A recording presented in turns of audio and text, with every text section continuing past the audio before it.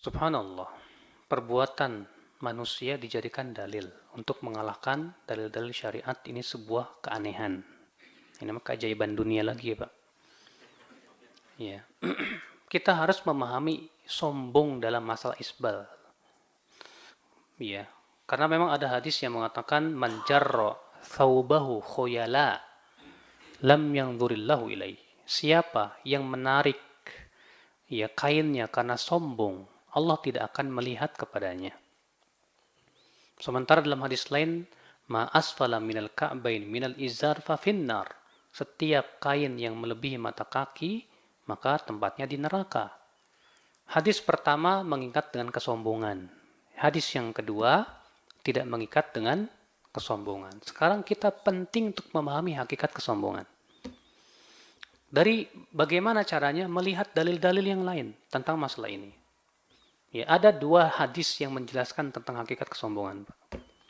Hadis yang pertama yang dikeluarkan Abu Daud. Rasul kita yang mulia alaihi wasallam sabda, "Iyyakum wal isbal fa innal isbala minal makhilah." Jauhi oleh kalian isbal, karena isbal itu sendiri sudah termasuk kesombongan. Isbal itu sendiri sudah termasuk apa? Kesombongan. Dalil yang kedua hadis Abu Bakar yang dikeluarkan oleh Imam Muslim. Bahwasanya Abu Bakar berkata kepada Rasulullah, "Ya Rasulullah, inna izari yastarhi." Sesungguhnya ya, sarung saya ini melorot ke bawah.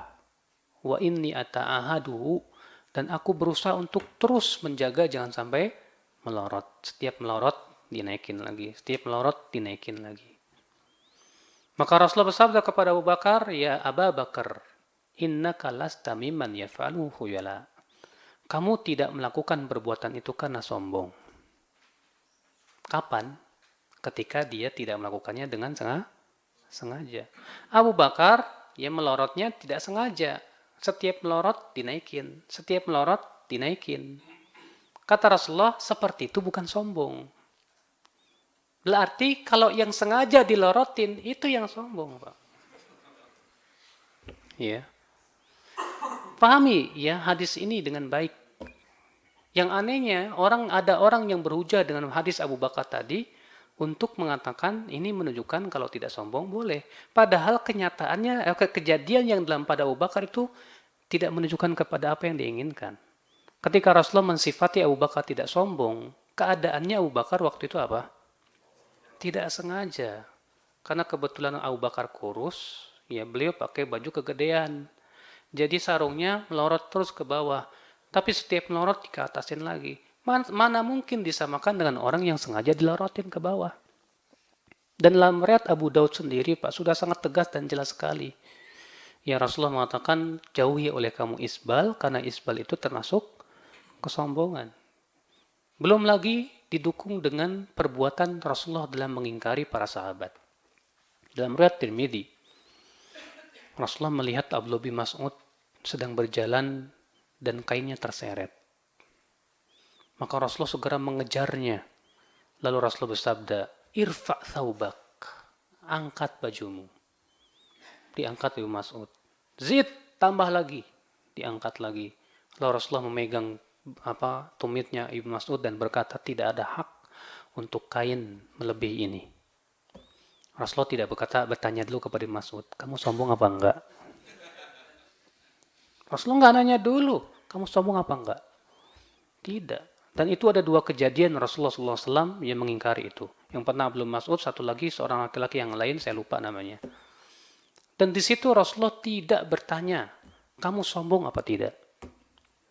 Ini menunjukkan bahwa yang dimaksud dengan sombong di sini adalah orang yang sengaja melorotkannya di bawah mata kaki. Ya, didukung lagi perbuatan Umar bin Khattab.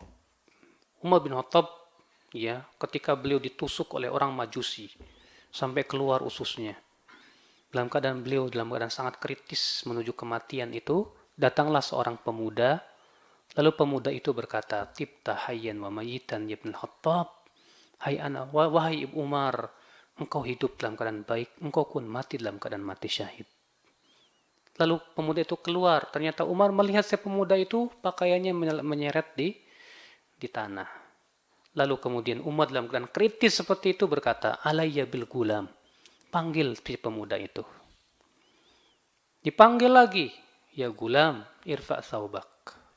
Dalam keadaan kritis mau meninggal, masih sempat mengingkari. Hai gulam, angkat bajumu. Fa innahu arda li rabbik wa anqa li thawbik.